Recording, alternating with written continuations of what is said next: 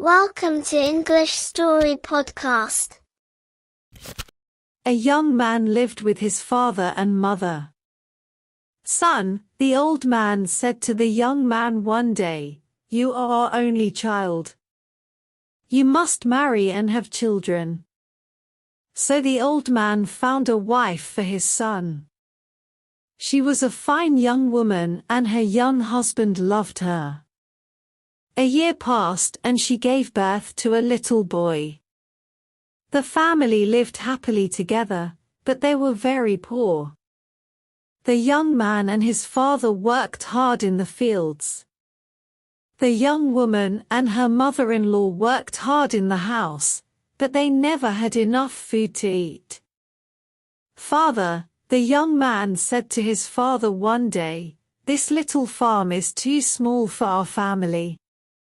Let me go and find work in the town. I will earn some money and bring it home to you." The father was sad. "You are my only child," he said, "and we need you here at home." "But you are right. The farm is too small for us all. Go to the town, find work and earn some money. We will wait for you here at home." So the young man kissed his son and said goodbye to his parents and his wife. He began the long journey to the town. He traveled for 2 days and at last he came to the town. He stopped at the first big house and knocked on the door. A man opened it. "Is there work for me here?" the young man asked. "No, my friend," the man said. The young man walked on. He went to many houses and knocked on many doors. His question was always the same. "Do you have work for me here?" he said. The answer was always the same too. "No," everyone said. "There is no work for you here." The young man was tired now and very hungry. "What can I do?" he thought. "I must find work soon or I will die." At last he came to a monastery. He knocked on the door and an old monk opened it. "Please, Father," the young man said. "Let me work for you." "How long will you stay?" the monk asked. "For a few months only," answered the young man. "Then I must go back to my family." The monk began to shut the door. "Then I can't help you," he said. "If you work for us, you must promise to stay for a long, long time. If I don't find work today, I'll die of hunger," the young man thought. "Father," he said, "please don't close the door. I promise to work for you for a long, long time." The monk smiled at him. "Come in, my son," he said. The next day, the young man began to work. The work was not difficult. The monks were kind to him. The young man worked hard for them and they were pleased with him. A month passed. At first, the young man thought about his family every day. "Is my son well?" he thought. "Are my parents happy? Does my wife have enough food to eat?"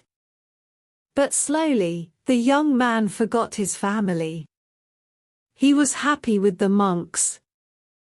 "You are an honest man," they said to him. "You can look after our money for us. We will trust you." The years passed quickly.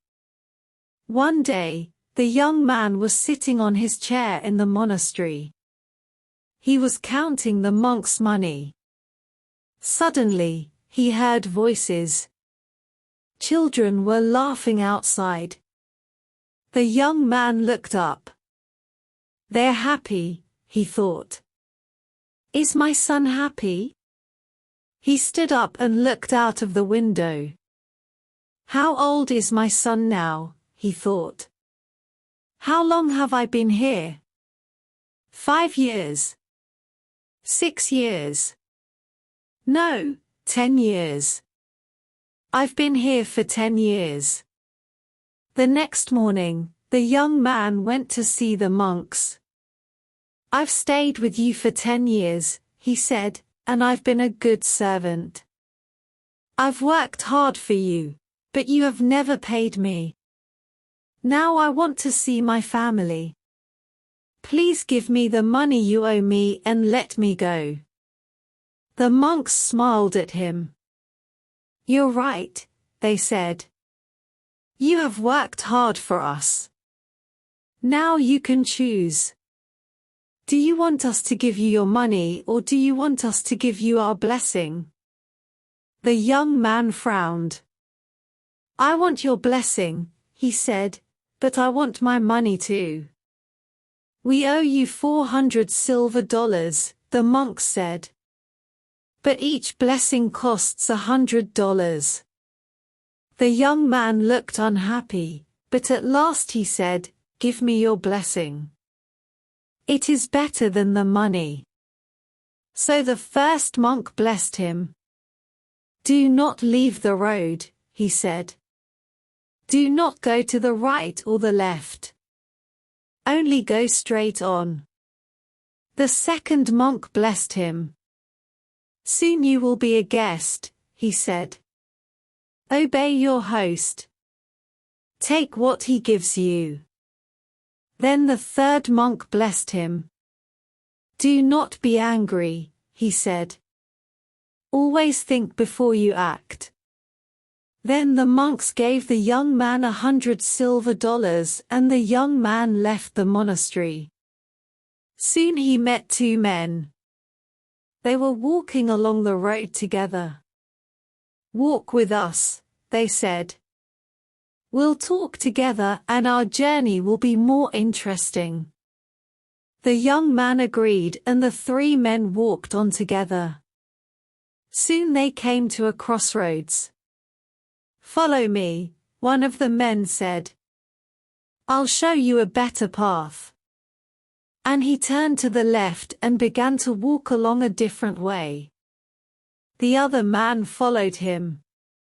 But the young man remembered the first monk's blessing. Do not go to the left or the right, the first monk had said. Only go straight on. The young man smiled at his new friends. I'm sorry, he said. I cannot go with you. I must go straight on. He said goodbye to the 2 men and went on down the road. He crossed the river and walked up the next hill. Suddenly he heard shouts. He looked back across the river. He could see the 2 men. They were shouting for help. Robbers were attacking them. He wanted to go back and help his friends. But there were many robbers and they were big and strong. If I go down there, they'll kill me, he thought. He was grateful to the monks. The first blessing saved my life. It saved me from the robbers, he thought. He went on down the road. He walked for a long time. He was hungry and thirsty now, and he was tired too. It will soon be dark, he thought. I must find a place to sleep. He looked round. He was in a wild place. There were no houses here. He was frightened of hyenas and leopards. He began to walk faster. It was dark now. I must find a place to sleep, the young man thought. At last, he saw a light in the distance.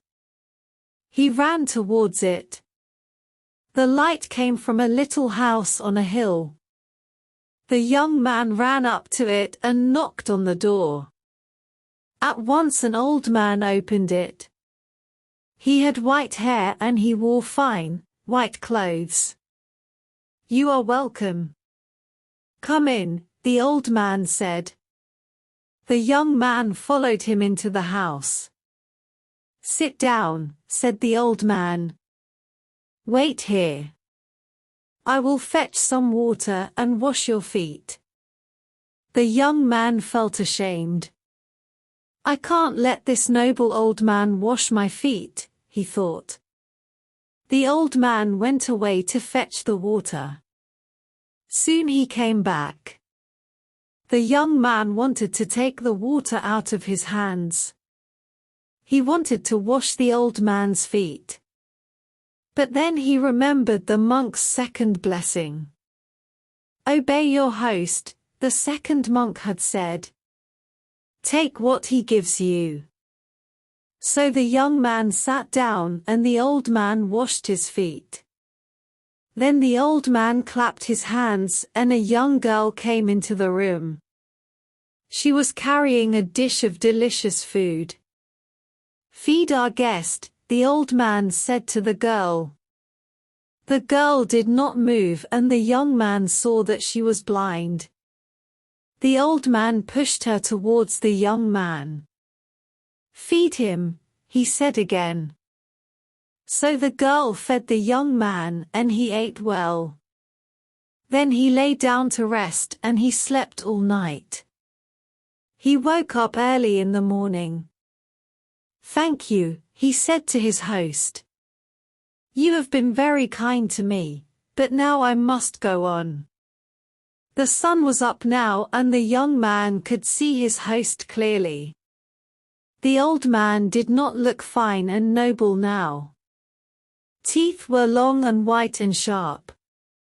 His eyes were small and cruel. "Is he a man or is he an ogre?" the young man thought. "You're lucky," the old man said. "You didn't refuse my hospitality. I wanted to wash your feet and you accepted. I gave you food and you ate it. Many people have come to my house. They didn't let me wash their feet and they didn't accept my food. I killed them all." He pointed to the ground. "Their bodies are under your feet," he said. The young man was very frightened. "But the girl, the blind girl," he said. "Why didn't you kill her?" The old man laughed. "I took her eyes," he said. "I made her blind and now she is my servant." "I must go," the young man thought. "I must get away from this terrible man. He is mad. Thank you, goodbye." "Thank you. God bless you," he said quickly and he began to walk away. But the old man called him back. "Wait," he said. "I have something for you." He went back into his house and came out again. He was carrying a sack. "Take it," he said. The young man took the sack and ran away down the road. The sack was very heavy. At last he stopped under a tree and opened it. "Dollars," he said. "Silver dollars." He tried to count them but he couldn't. There were too many of them. "The monks saved my life again," he thought. "And their second blessing has made me rich too." He went on quickly down the road. "My dear parents and my wife will be very happy," he thought. "I can look after them well now." He walked for a long time. The sun was high in the sky and he was hot and tired. But he knew this road well. He knew the trees and the rocks and the little streams. He was nearly home. He came to a church by the side of the road. A crowd was standing there. They were watching an old man and a boy. The man and the boy were fighting. The young man felt very angry. What a wicked boy, he thought. He is showing no respect to that poor old man. He wanted to run up to the boy and beat him with his stick. But then he remembered the monk's third blessing. Do not be angry, they had said. Always think before you act. He turned to the woman next to him. What's happening? He said. Who is this old man and this boy? Why are they fighting? It's a sad story, the woman said. These people are very poor. The old man is the boy's grandfather. 10 years ago his son left him because he wanted to find work in the town. The old man had no one to help him. He has been very unhappy. He wanted to kill himself. His grandson is trying to stop him. Tears came into the young man's eyes. Oh, my father! Oh, my child! He shouted. He pushed his way through the crowd. He took the young boy's arm and looked into his eyes. My son, he said. The old man had fallen to the ground. The young man helped him to stand again. Father, he said. The old man looked at him. Is it really you? He said. Have you really come home again? Yes, Father, the young man said. And I'll never leave you again. The young man went to his house with his father and his son. His mother and his wife kissed him. But then they began to cry. You have come home only to die, they said. We have no food here. We ate our last meal yesterday. The young man opened his sack and showed them the silver dollars. Then he added to it the $100 that the monks had given him.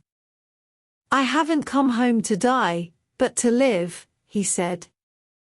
The monks have blessed me and we will be happy now for the rest of our lives.